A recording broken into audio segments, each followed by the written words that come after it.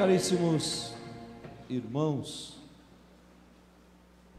a liturgia que nós acabamos, as leituras que nós acabamos de ler, proposta pela liturgia de hoje, no domingo de número 26, nos convida a purificarmos as nossas opções e, ao mesmo tempo, a integrarmos de maneira plena no reino de Deus.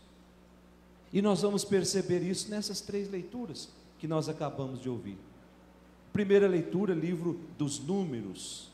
O livro dos Números tem esse nome, livro dos Números, porque no início, lá no comecinho do livro, existe uma lista de recenseamento, em que se contava quantos membros tinha o povo de Deus, onde se colocava o número de cada tribo. E o livro apresenta um conjunto de tradições sobre a estadia do povo de Deus no deserto. Está dividido em três partes muito importantes. A primeira parte fala do povo de Deus lá no Monte Sinai. A segunda apresenta o povo de Deus caminhando pelo deserto rumo à terra prometida. E a terceira parte, o povo se preparando para tomar posse da terra prometida, para entrar definitivamente na terra prometida. Com isso, o livro dos Números pretende mostrar que a essência de Israel é ser um povo reunido em torno de um Deus, em torno do Deus da aliança. E isso, levado adiante, vai fazer com que o povo vá dando os seus passos e amadurecendo, a renovar-se a todo instante, a ir se transformando. E aí a gente olha a cor litúrgica que nos é proposta para o tempo comum, a cor verde. É verde por quê? Porque nós estamos caminhando na esperança.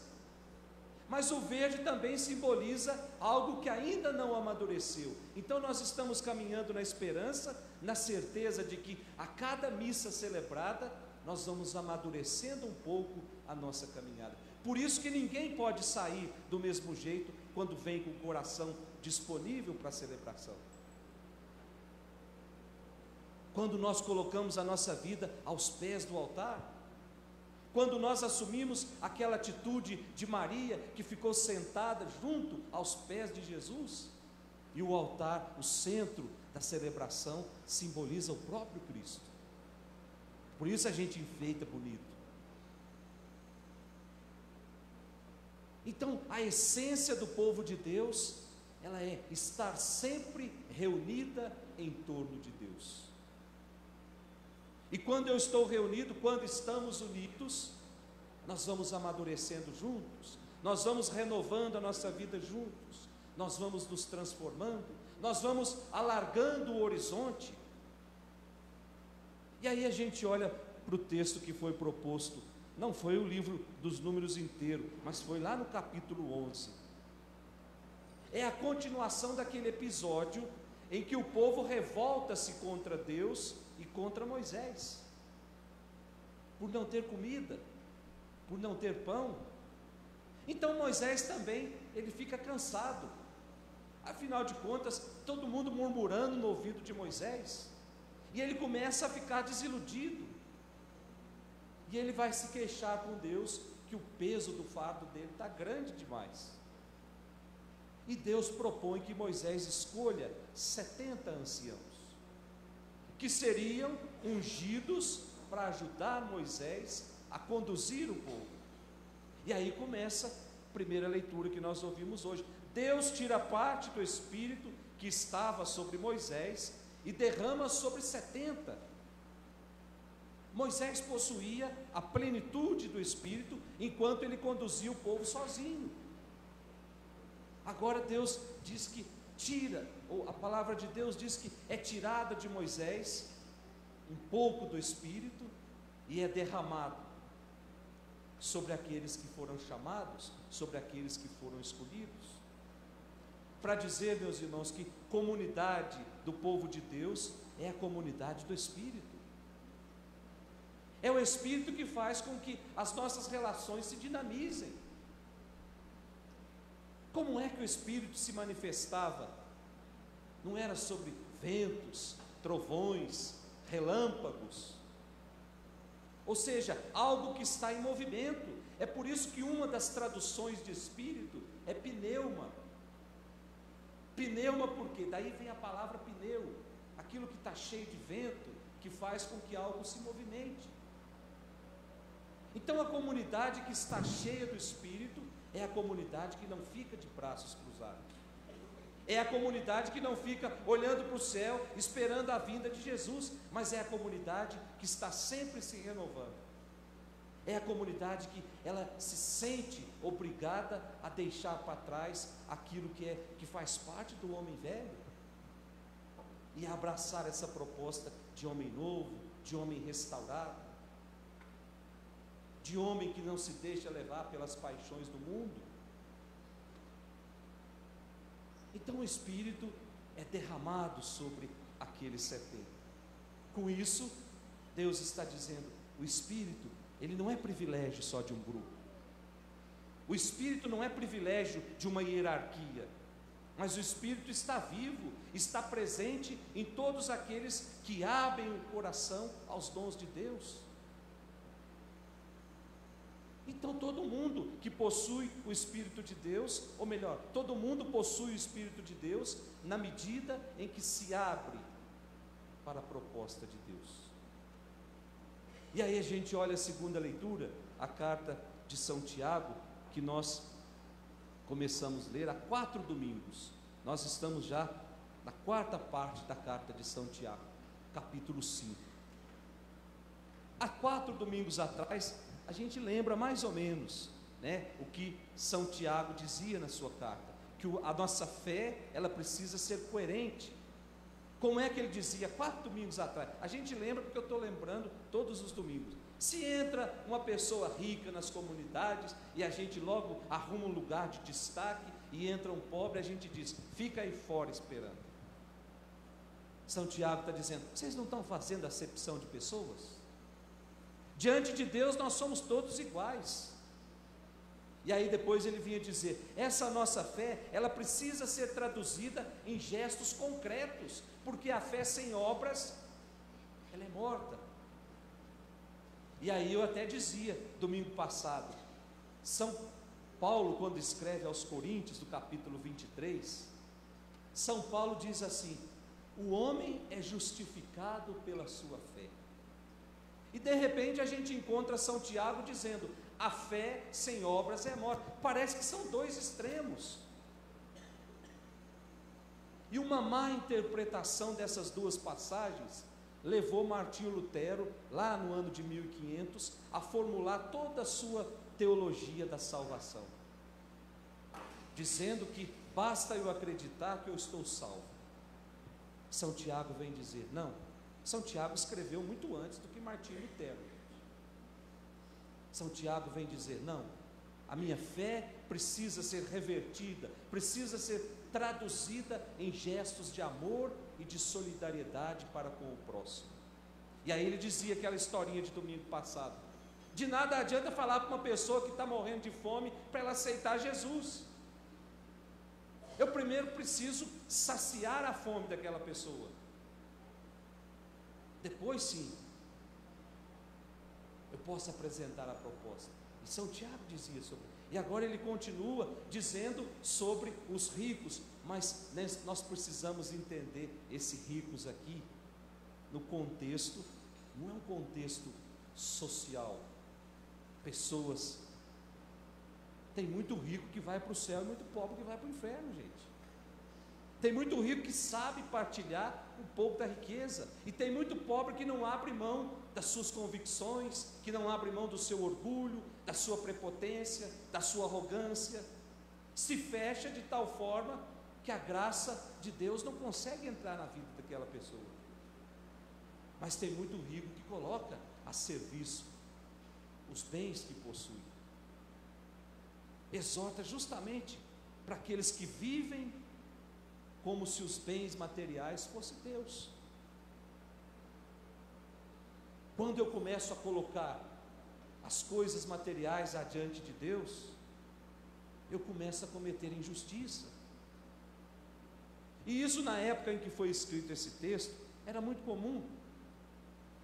O problema do acúmulo da riqueza. E ao mesmo tempo, o autor dessa carta questiona: será que os bens, será que o poder, será que a fama que nós gozamos nesse mundo servirá para alguma coisa lá no céu? É o grande questionamento de São Tiago. É óbvio que não serve para nada.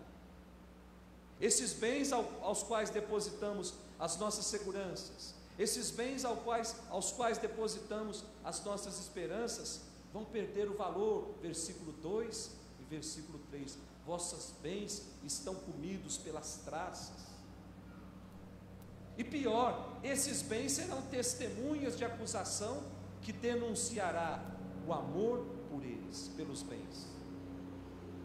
O destino final desses bens perecíveis, diz São Tiago, é a destruição. E quem olhar para esses bens como se fossem deuses, quem colocar nele as suas esperanças, irão para o mesmo destino. Ou seja, não terão acesso à vida eterna, não terão acesso ao céu. Quanto mais, gente, quando a gente vai fazer não sei se vocês já fizeram uma peregrinação a pé. Eu nunca fiz. Eu fiz quando eu era adolescente. Dá para ver que eu não gosto de caminhar muito. Mas quando você vai fazer uma caminhada, se você leva muita coisa pendurado, no começo até você vai, caminha 1, 2, 3 quilômetros. Dali a pouquinho aquele negócio começa a ficar pesado. E aí a gente vai diminuindo o ritmo. Chega um momento em que nós não conseguimos caminhar, porque aquele fardo está pesado demais. Se eu quiser chegar a um destino, eu preciso tirar daquela mochila alguma coisa que não faz parte daquela caminhada. E assim é a nossa caminhada para o céu. Se eu quiser chegar ao céu, eu preciso jogar fora o apego às coisas desse mundo. Nós precisamos das coisas desse mundo para sobreviver, mas elas não podem determinar a nossa caminhada.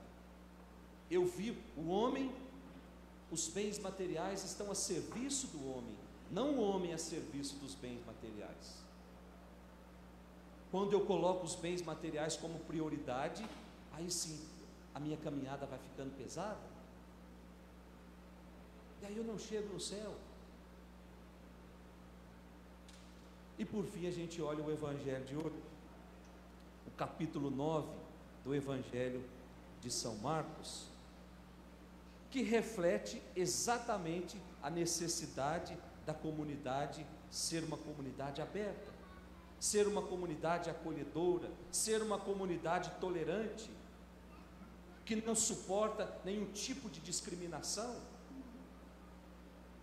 uma comunidade que seja capaz de aceitar os sinais de Deus e aceitar os gestos libertadores que acontecem no mundo.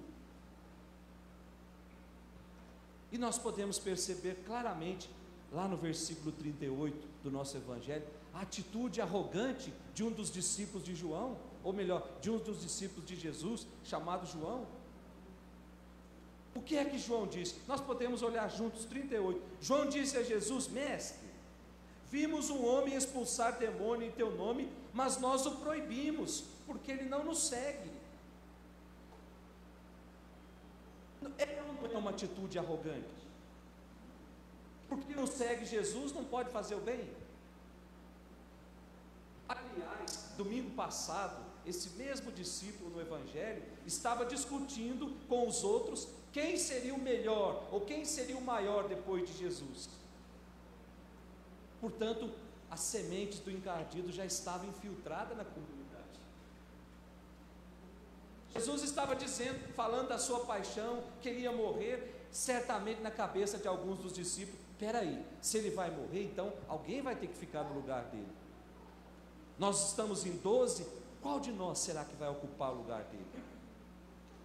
E isso começava, e Jesus pergunta: o que é que vocês estão discutindo? E aí eles ficaram com medo de dizer. Só que o que tem dentro do nosso coração, Deus sabe muito bem. Por isso que Jesus pegou aquela criança e colocou lá no meio e falou: quem quiser ir para o céu, que seja igualzinho essa criança aqui. Quem quiser ser grande lá no céu, então que seja pequeno primeiro nessa terra. Nós precisamos pensar grande, mas nós temos que viver pequeno. O céu é para quem pensa grande, o céu é para quem sonha grande, mas é também para quem vive pequeno, que não faz da sua vida uma busca desenfreada pelos bens materiais.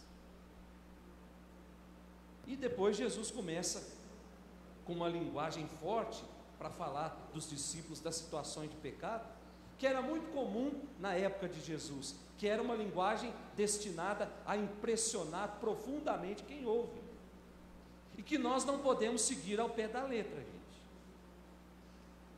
Quem de nós aqui nunca pegou? Jesus está dizendo: se teu pé te leva a pecar, corta. Se a tua mão te leva a pecar, corta. Se teu olho te leva a pecar, arranca-o. Numa única coisa eu concordo com Jesus: se a tua língua te leva a pecar, arranca. Isso eu concordo com Jesus. Poderia arrancar a língua de muita gente.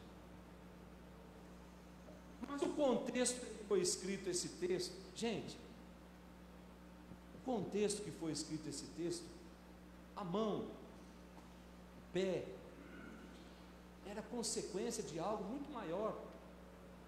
O olho era o canal por onde entravam os desejos.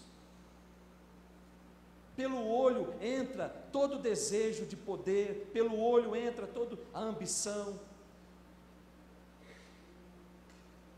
E esse desejo, essa ambição, ela se concretiza através das mãos. O que é que Jesus está querendo dizer? É que nós precisamos curar primeiro, lá onde é processado esse desejo, que entra pelo olho, que é o coração. Numa outra passagem, Jesus dizia: lá no coração que saem as más inclinações. É do coração que saem os maus desejos, adultérios, assassinos. Portanto, uma comunidade do reino é uma comunidade que se preocupa primeiro em curar o coração. Não é uma comunidade que vai mutilar porque a minha mão me fez pecar. Eu posso ficar só o tronco, eu posso arrancar tudo. Se o coração não estiver curado, eu vou ter necessidade de ficar arrancando cada vez mais. Agora, um coração curado, não. Um coração curado, ele é capaz de transformar o mundo. Um coração curado é capaz de fazer com que a harmonia aconteça na família, fazer com que a harmonia aconteça no local de trabalho.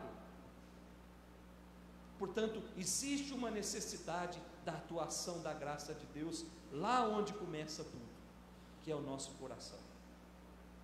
Vamos pedir para Deus essa graça nessa Eucaristia que nós estamos celebrando, que o nosso coração possa ser curado.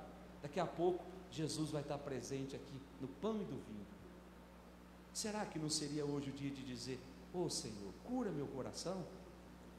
Eu ando tão amargurado com as coisas desse mundo, eu ando tão desiludido com a política, com o nosso país. Cura meu coração, para que eu possa enxergar um fio de esperança. Essa poderia ser a nossa oração da noite hoje. Pedir para Jesus: cura meu coração, dá um coração novinho, um coração que pulsa por amor, que pulsa por justiça, que pulsa por solidariedade. Que o Espírito Santo, essa luz que vem do alto, nos inspire de todas essas palavras. Em nome do Pai, do Filho e do Espírito Santo.